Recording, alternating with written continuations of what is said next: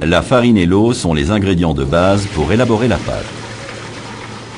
En pétrissage amélioré, le sel fin est incorporé dès le début ou 5 minutes avant l'arrêt du pétrin.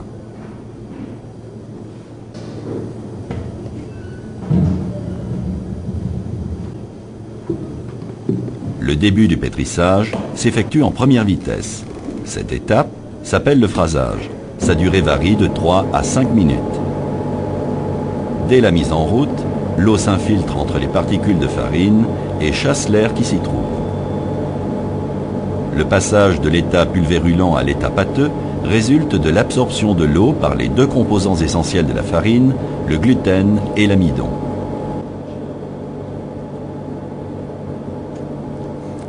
Avant la fin du phrasage, il est indispensable de vérifier la consistance de la pâte en cours de formation. Si elle est trop ferme, il faut bassiner, c'est-à-dire ajouter de l'eau. Dans le cas contraire, il faudra contrefraser en ajoutant de la farine.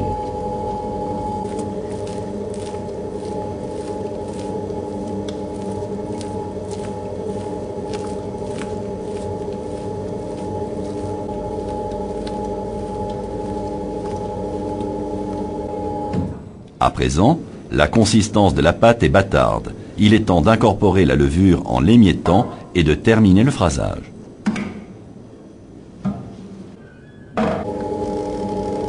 Le passage en seconde vitesse amorce l'étirage et le soufflage de la pâte. Cette phase ne dure que 6 minutes en utilisant un pétrin à spirale.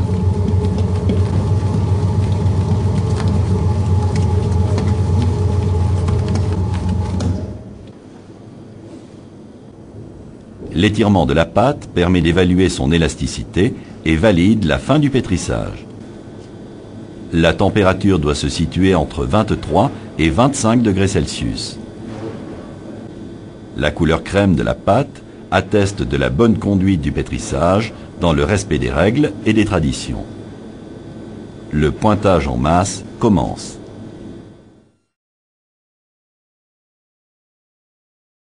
La farine et l'eau sont les ingrédients de base pour élaborer la pâte. En pétrissage amélioré, le sel fin est incorporé dès le début ou 5 minutes avant l'arrêt du pétrin.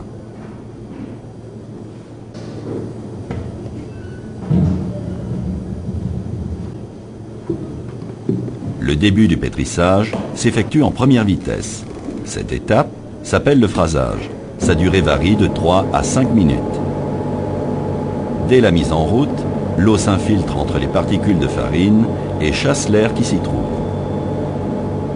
Le passage de l'état pulvérulent à l'état pâteux résulte de l'absorption de l'eau par les deux composants essentiels de la farine, le gluten et l'amidon.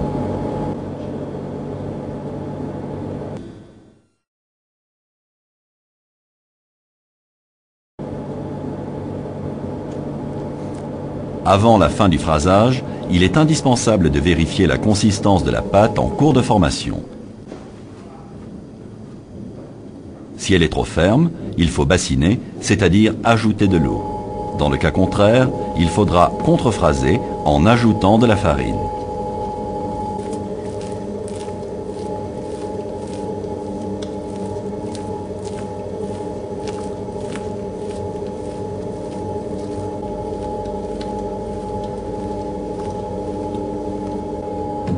À présent, la consistance de la pâte est bâtarde. Il est temps d'incorporer la levure en l'émiettant et de terminer le phrasage.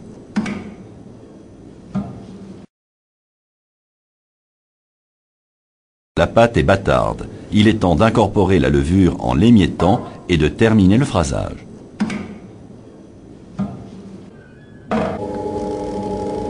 Le passage en seconde vitesse amorce l'étirage et le soufflage de la pâte. Cette phase ne dure que 6 minutes en utilisant un pétrin à spirale.